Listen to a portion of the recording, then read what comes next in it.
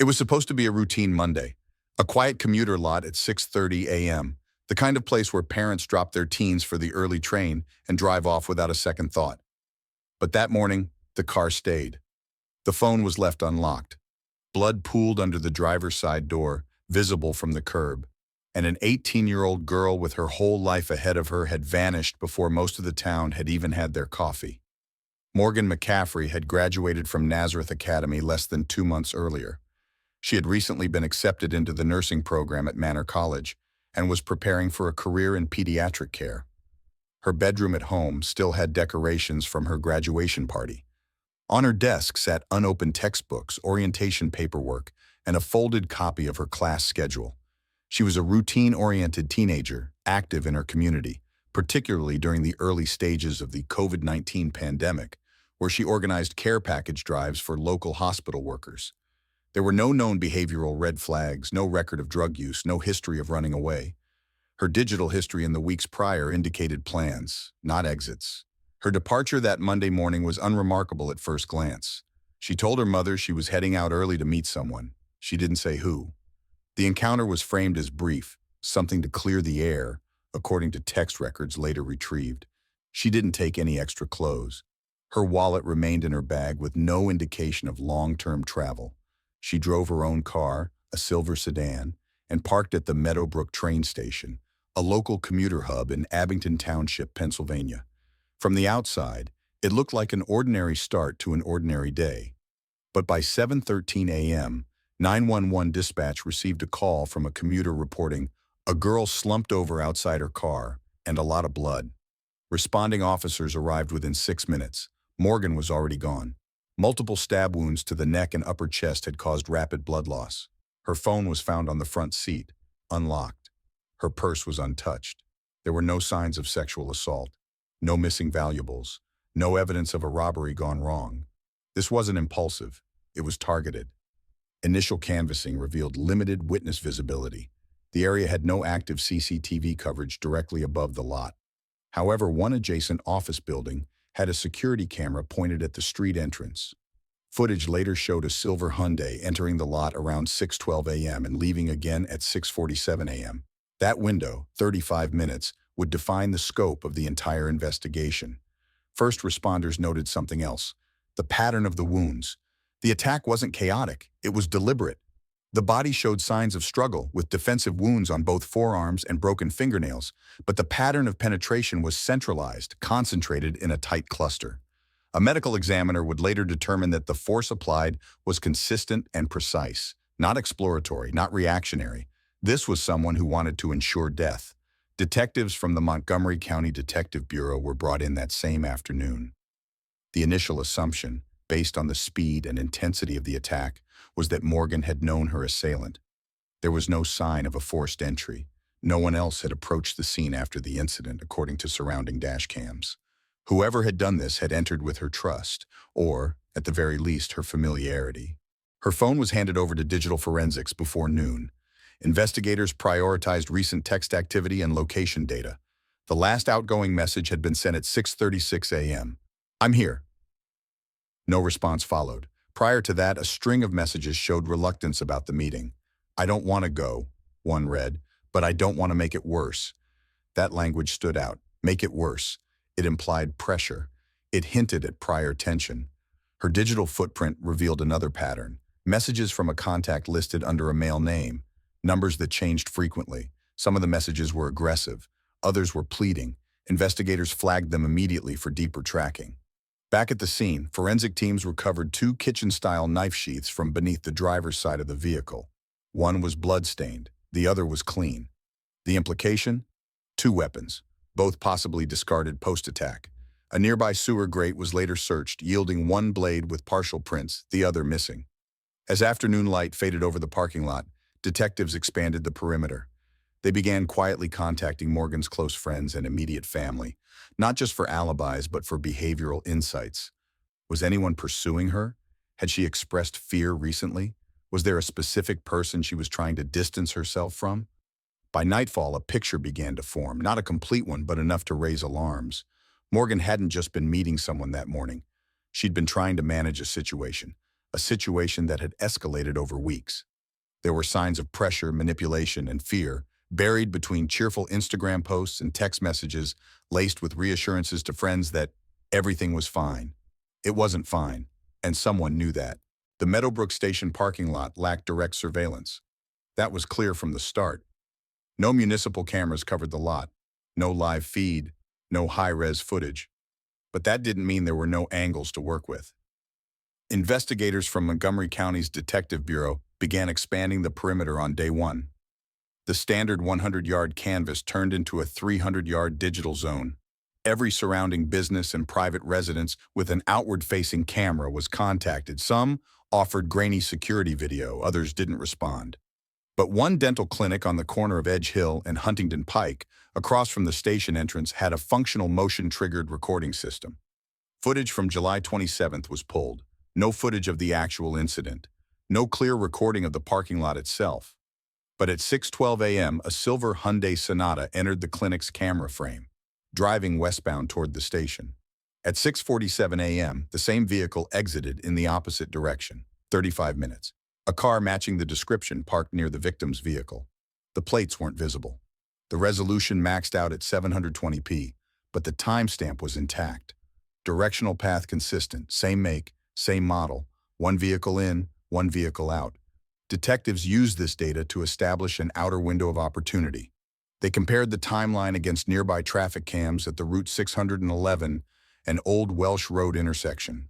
Two outbound vehicles passed through between 6:45 and 6:50 a.m. One was an SUV. The other matched the shape and profile of a 2010 S-era Hyundai. Surveillance correlation tightened the movement grid, but more was needed. Analysts reviewed entrance logs at the SEPTA terminal connected to the station. No indication that Morgan entered the train station or purchased any tickets that morning. Her tap card hadn't been used. No inbound train boarding, no terminal activity. She hadn't come to commute. She'd come to meet someone. Meanwhile, digital forensics teams had extracted all metadata from Morgan's device. GPS logs confirmed her arrival at Meadowbrook Station at 6:10 a.m. The last recorded action, a text message reading, "I'm here," was sent at 6:36 a.m. For the next 11 minutes, the phone remained stationary. What stood out wasn't just the timeline. It was how clean the data looked. The device hadn't locked. There were no accidental touches, no emergency dials, no screen activity after 6:36. The phone was left precisely where it was, on the seat, undisturbed. The message was sent, and then, nothing. The data aligned too cleanly. Sometimes that was the problem. That's what one senior investigator noted in the case log. Too linear, too exact. As if whoever had done this knew exactly what not to touch. Analysis turned next to external tracking sources. A license plate reader at a traffic light 2 miles north had captured a Hyundai sedan entering Abington around 5:58 a.m. No outbound hit from the same vehicle for over an hour. Investigators flagged it, pending DMV match. Meanwhile, the victim's car underwent full processing. Luminol testing confirmed the directionality of the blood pattern matched with the passenger side door. No driver DNA, no secondary prints. The steering wheel was clean. The infotainment system had not been accessed that morning. All fingerprints recovered belonged to Morgan, with 2 partials not yet identified, one smudged, the other too shallow to trace. The silver Hyundai angle remained the focal point. Law enforcement issued a BOLO, be on lookout, for any similar make and model. Local dealerships were contacted. Service centers asked to report recent work on similar vehicles. A pattern began to form, but not quickly. In parallel, another lead surfaced. A gas station 2 miles west of Meadowbrook had recorded video from its exterior pump cam. At 5:53 a.m. on July 27th, a silver Hyundai was seen idling at pump 2 for 5 minutes without fueling. The driver never exited. The car pulled out and turned east toward the train station corridor. Still no plates, but the timestamp aligned. Combined, the videos established a 3-step path: entry at 5:58, presence near the scene at 6:12, exit at 6:47, add in the victim's text at 6:36. The timeline locked in. Whoever was in that vehicle had a window, motive, and 0 digital footprint left behind, outside of timing. SEPTA officials confirmed that no Metro cards were swiped during that interval. There was no third-party loitering, no secondary entry logs. No one else had entered the parking lot by foot based on adjacent motion-activated cameras. From a forensic sequencing standpoint, it was starting to close. But what hadn't yet surfaced was intent. Detectives requested geofence warrants from Google for the area between 5:30 and 7 a.m. on July 27th. The court-approved data, when returned, listed only 3 active Android devices near the site. One was Morgan's, one was a SEPTA employee clocking in. The third, unknown, masked under an anonymized ID. Requests were made to de-anonymize it via Google's emergency disclosure channel. That would take time. In towns like Abington, cases didn't usually involve geofencing, or entry timing, or license plate triangulation. But this one did. At the end of day 2, the working theory was clear. The victim had been lured to the location by someone she knew. The attack was premeditated. No valuables were taken. No effort was made to disguise the scene. Only the most necessary traces had been erased. And yet, the surgical nature of the execution hinted at someone familiar with both the victim and with the vulnerabilities in the system. By the 3rd day of the investigation, detectives had completed their initial pass through physical and digital evidence. The focus turned toward personal context, specifically the victim's recent relationships and any possible behavioral escalation preceding the attack. The goal wasn't just to identify who might have wanted to meet Morgan that morning, but who had the means, the motive, and the opportunity to manipulate that meeting on their terms. Detectives began with Morgan's known contact list. Cell records showed no unusual volume of communication in the 72 hours prior to her death, but investigators were more interested in patterns than in spikes. One number in particular had appeared under multiple contact names, different variations of male first names, all linked to the same user account that changed phone numbers every few weeks. The communications were persistent but not frequent, consistent with someone who had been blocked and repeatedly found workarounds. With a subpoena in place, phone carrier data linked those numbers to a prepaid service with no registered name. Location pings, though limited, indicated device activity within the vicinity of Morgan's neighborhood at night, on multiple occasions in the weeks leading up to the murder. No physical altercations had been reported, no calls to police, but the digital evidence suggested repeated attempts at indirect surveillance. Friends and classmates interviewed over the following 48 hours described a shift in Morgan's behavior starting in early summer. According to one friend, she had recently ended a relationship and had grown increasingly withdrawn when the subject was brought up. In several text exchanges, she had written that she felt pressured, watched, and that she was trying not to make things worse. When asked why she hadn't gone to the police, she reportedly told another friend, "There's no proof, and he hasn't done anything yet." The phrase stood out, yet. Detectives requested the full message history from Apple's cloud backup service. Through digital forensic software, they were able to retrieve deleted messages from Morgan's iMessage account. Some were weeks old. One thread from late June included direct threats phrased conditionally. "If you cut me off again, I will show up," followed by, "You owe me one last conversation." The language wasn't impulsive. It was calculated, almost contractual. Further context came from interviews with Morgan's parents. They confirmed she had expressed discomfort about seeing a particular individual again, but said she downplayed the threat. Her mother recalled a conversation just a week earlier, where Morgan mentioned wanting to change her routine and avoid driving alone at night. She did not specify a person by name, nor did she provide any indication that she felt imminently endangered. A review of Morgan's school counselor notes, obtained with family consent, showed she had once disclosed feeling manipulated in a past relationship, but hadn't provided enough detail to warrant intervention. School staff were unaware of any act of concern. The psychological profile emerging from Morgan's messages and digital behavior was consistent with an individual trying to manage a coercive dynamic without escalating it. This is common, according to the behavioral analysts assigned to the case.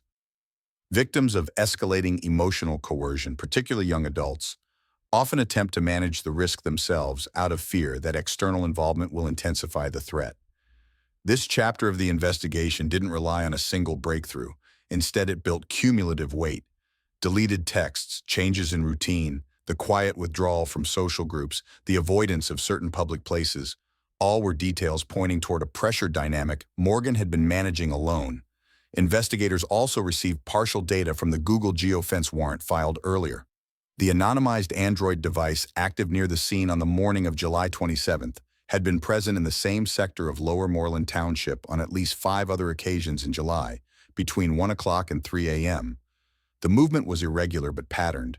No data was recorded for voice calls or app usage during that time, suggesting the device was used only for passive location, likely left on and concealed. Digital triangulation and psychological patterning began to converge. A portrait was forming, not just of who Morgan had feared, but how that fear had grown in silence, uninterrupted by intervention. It hadn't been a sudden loss of control. It had been weeks of quiet erosion. 3 days into the investigation, the anonymized Android device flagged in the Google geofence warrant came back with a confirmed identity. Emergency disclosure protocols had been followed, and the device was linked to a prepaid Google account associated with an email address created just 3 months earlier. The name on the account didn't trace to any public records, but the recovery email matched an older, inactive address registered years ago to a known individual from Morgan's recent past. That connection allowed investigators to file a secondary warrant, this time targeting historical location data. Over the past 6 weeks, the device had pinged in close proximity to Morgan's workplace 5 separate times. 3 of those occurred after business hours. One instance placed the device on a residential street near her home at 2:17 a.m., just 12 days before the murder. There had been no calls made, no texts sent. The phone hadn't connected to Wi-Fi. It was active solely in terms of location, moving with precision and then going dark. Digital evidence alone wouldn't be enough for an arrest. Investigators needed to link the device's owner to physical evidence already on file. That meant starting with the partial print recovered from the inside of Morgan's vehicle on the outer edge of the front passenger door. Latent fingerprint analysis had returned a partial match.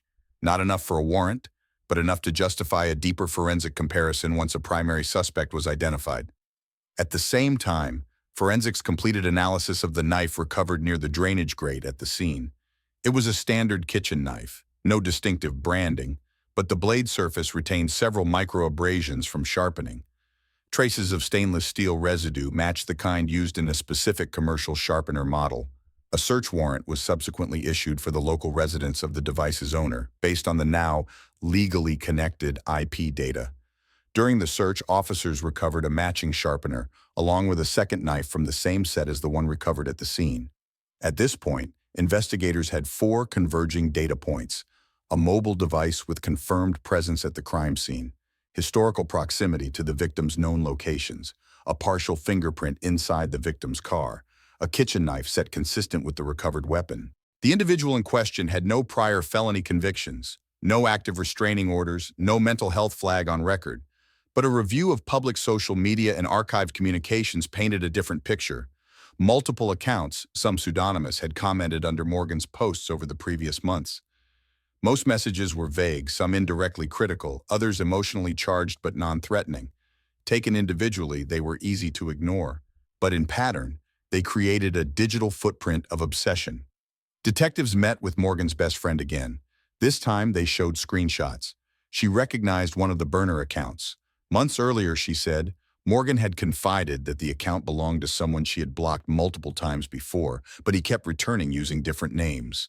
Morgan didn't report it because the messages weren't explicit. He's annoying, she had said, but he won't do anything.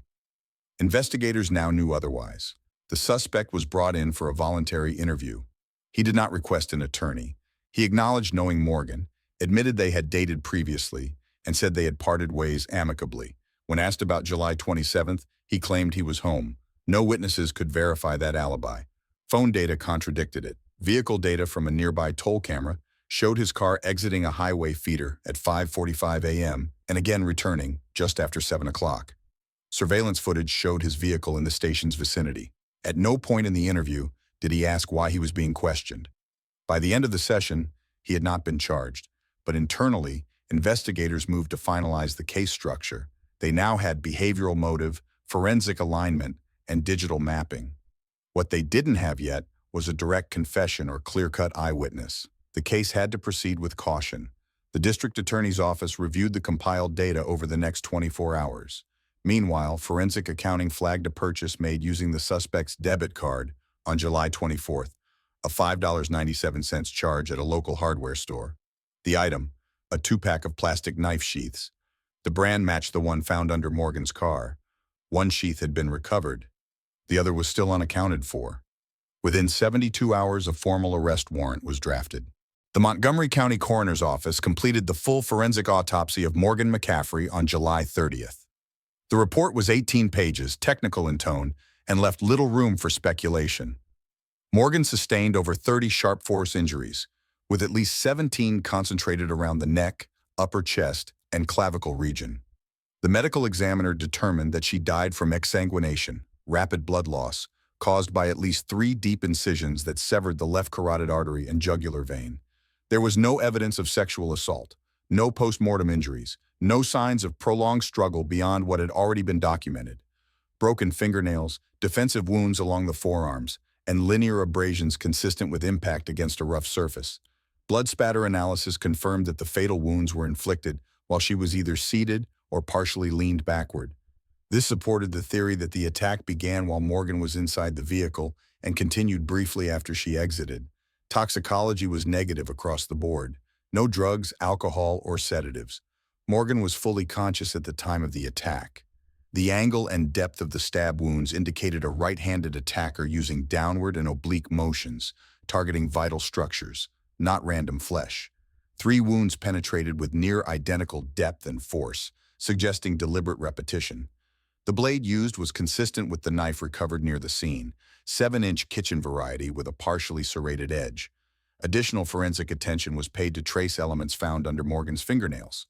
From her left hand, analysts recovered 2 partial epithelial DNA strands. One matched her own, the other was unidentified but viable. That sample was fast-tracked for comparison against the suspect already under review. It would take approximately 72 hours to confirm the match. The sequence of injury was critical for case structuring. Investigators had already built a timeline based on surveillance, device pings, and message timestamps. Now they had biological confirmation that Morgan remained alive for 1 to 3 minutes after the first major artery was compromised. This gave weight to the theory that she exited the vehicle mid-attack, likely attempting to flee or scream before collapsing near the driver's side. Crime scene photos showed a narrow smear of blood near the front passenger fender, not splatter. This suggested that the assailant had exited quickly and walked alongside the car immediately following the attack. There were no boot prints or skid marks. Rainfall from the previous night had cleared most loose debris from the asphalt. The absence of any drag marks or smudges further confirmed that Morgan had not been moved post-mortem. Her body remained where she fell.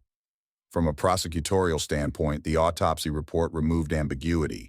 The number, placement, and nature of the wounds were incompatible with self-defense or spontaneous action. There was no hesitation pattern, no superficial cuts, no evidence of an altercation gone out of control. This was a direct, concentrated assault intended to kill. In parallel, the lead investigator coordinated with the district attorney's office to review charge escalation. The original filing plan included second-degree murder with intent. After the autopsy findings, that shifted to first-degree murder with premeditation, use of a deadly weapon, and aggravated stalking based on the cumulative digital and physical behavior shown in prior weeks. The autopsy also ruled out an accomplice. There were no secondary DNA profiles present, no evidence of physical restraint by multiple parties, and no defensive marks that suggested restraint or assisted immobilization. All indicators pointed to a single attacker, acting alone. Finally, the biological sample under Morgan's nails returned a positive match to the suspect's DNA profile, taken via buccal swab during the voluntary interview. With that confirmation, detectives moved forward with the arrest affidavit. The forensic case was now closed from an evidentiary standpoint. On August 3, 2020, 6 days after Morgan McCaffrey's murder, a formal arrest warrant was signed and executed without incident. The suspect, Gilbert Newton III, was taken into custody at his family residence in Philadelphia. He did not resist. He did not ask questions. The arrest was conducted at 5:41 a.m., strategically timed to limit public exposure and minimize risk. A search of his vehicle was performed on site. Inside the trunk, investigators recovered a dark hoodie, matching the general description from surveillance footage near the train station. Small blood traces were found on the right sleeve. Preliminary field tests returned presumptive positive for human blood. The item was bagged and transferred to the evidence lab for DNA confirmation. Newton was transported to the Montgomery County Correctional Facility and charged with first-degree murder, third-degree murder, and possession of an instrument of crime. Bail was denied. The prosecution argued he was a flight risk, and posed a continued danger to the community based on the calculated nature of the offense. The first pretrial hearing convened on August 10th. The assistant district attorney presented a summary of physical evidence, recovered DNA, the murder weapon traced back to a match set in the defendant's home, geolocation records from multiple surveillance points, and the autopsy report confirming deliberate fatal targeting. No plea was entered at this time. Newton was represented by a public defender. His legal counsel challenged the admissibility of the digital location data, citing potential overreach in the geofence warrant, though the judge ruled the warrant properly constructed and constitutional under the exigent circumstances. A second hearing scheduled for August 27th focused on witness statements and supplemental forensic findings. The recovered sweatshirt tested positive for Morgan's blood. Additionally, analysts confirmed the small plastic particles found beneath her body matched polymer fibers from the knife sheath package Newton had purchased days before the killing. The fibers weren't visible to the naked eye but were consistent under microspectral analysis. Prosecutors emphasized that while no eyewitness had observed the crime in real time, the volume and convergence of physical, digital, and behavioral evidence met the standard for premeditated murder.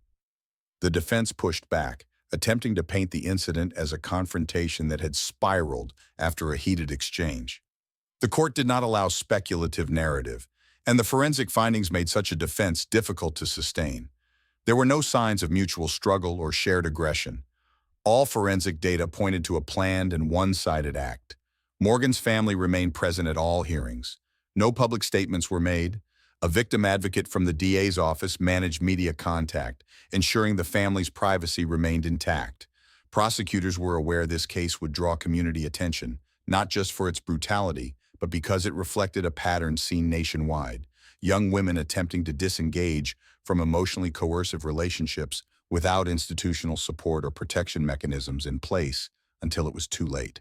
The prosecution team began internal preparation for trial, developing a tight evidentiary narrative that would rely heavily on sequencing. Their goal wasn't to overwhelm the jury with volume, but to construct a linear chain: approach, contact, murder, exit, each step backed by time-stamped data or forensic evidence. Emphasis would be placed on Morgan's phone records and the deletion-resistant nature of the recovered messages. Texts retrieved from cloud backups, some previously erased, formed part of the psychological motive matrix. These included phrases like, "You owe me one last time," "We aren't done," and "I'll see you soon." None were directly threatening, but in sequence, and in context with the resulting act, they helped establish premeditation. A major consideration in structuring the case was the absence of a confession. Newton remained silent through every interview. He had not denied contact with Morgan. He had not confirmed meeting her that morning. His lack of denial was interpreted not as cooperation, but as a calculated withholding. The prosecution would use this silence as circumstantial evidence of guilt under Pennsylvania precedent. A final legal maneuver was made in early September to introduce Morgan's prior statements under Rule 803(3), the state of mind hearsay exception. Prosecutors filed to admit several text messages Morgan had sent to friends in the days before her death, indicating fear and reluctance to see Newton, but also a feeling of pressure and emotional manipulation. These would be presented not as evidence of what Newton said or did, but of Morgan's psychological condition leading into the fatal meeting. No trial date had been confirmed by the end of September, but the procedural phase had reached its turning point. The physical case was closed. The legal case was taking form. What remained was the presentation, and the weight of proving beyond reasonable doubt what the evidence already suggested in sequence: that Morgan McCaffrey's death was not a crime of passion, but the calculated outcome of prolonged control that had escalated to fatal violence when separation was no longer tolerated. The trial of Gilbert Newton III began on May 17, 2021, in the Montgomery County Court of Common Pleas. The courtroom was seated under heightened security, with media presence limited by court order to prevent disruption.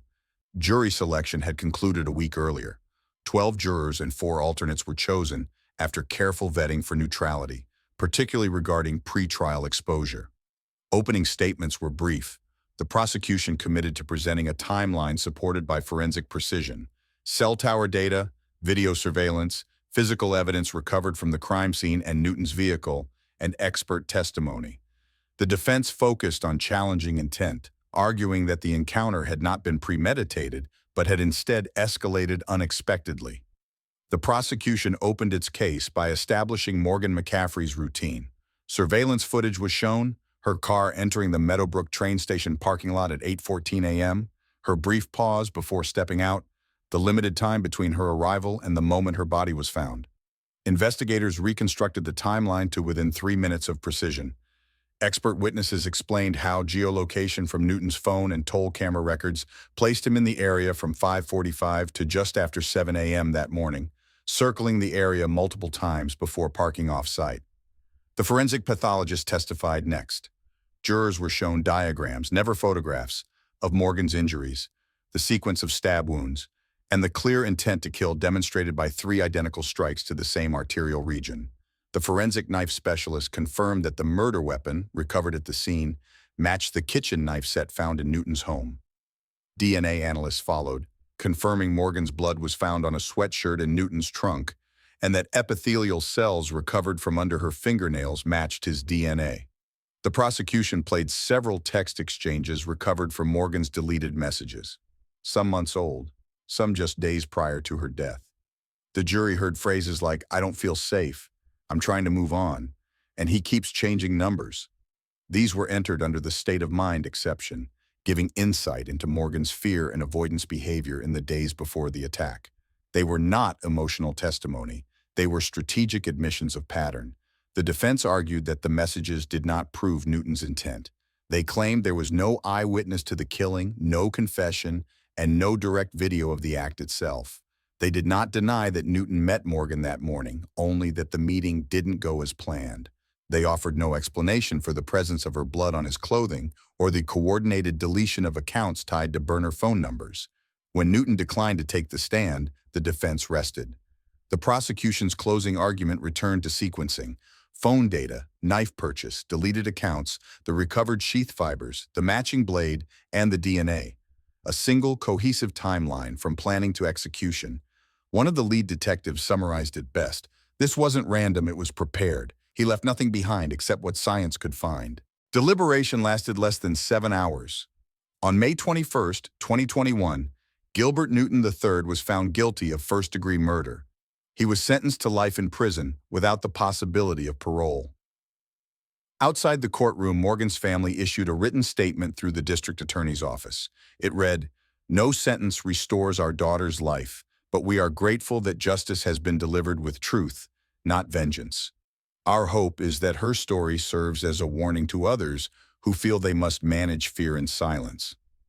The case triggered wider conversations in Pennsylvania about emotional coercion, digital stalking, and the blurred lines between persistent communication and psychological control. Within 6 months, several local school districts expanded their health curriculums to include modules on identifying manipulation and seeking help. Morgan's former high school launched a foundation in her name, providing resources for students in abusive dating relationships. No national law changed because of this case, but small systems did, and in cases like this, where a victim saw danger coming but didn't feel there was anywhere to turn, even small changes can alter the outcome of someone else's future.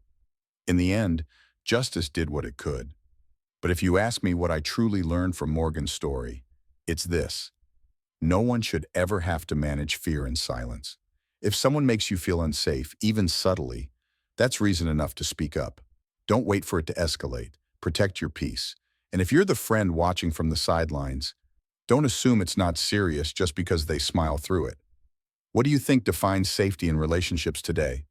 Have you or someone you know faced something similar? I'd love to hear your thoughts. Drop a comment, even just to share where you're tuning in from. And if this story reached you in any way, please consider subscribing to the channel so you won't miss the next case we cover. Let's keep this conversation going together.